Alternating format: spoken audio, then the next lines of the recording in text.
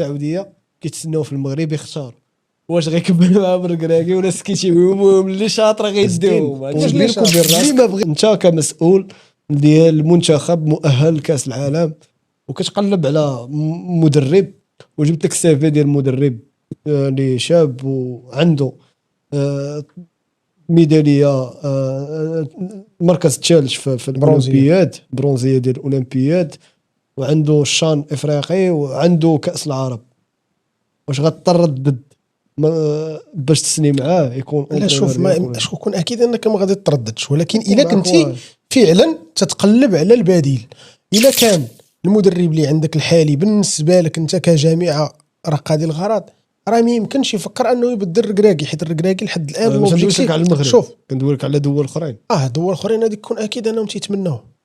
والدليل ان عموته حاليا اي منتخب تيتمناه يكون مدرب ديالو. السلامي دابا لاصقين والاردن واي فريق دابا ولا منتخب عموته يقول لهم انا ديسپونيبل. السعوديه اللي باغين المهم دابا حاليا هضره ديال الصحافه، هاد الهضره من بعد غادي تبان لك. السعوديه كيتسناو في المغرب يختار واش غيكمل مع بركراكي ولا سكيتي المهم اللي شاطره غيديوهم. كيفاش اللي شاطر؟ اللي ما بغى اللي ما سيناش ما بقاش مع المغرب هو اللي غيتريني. المهم بجوجهم غادي نشوفهم في كاس العالم ان شاء الله.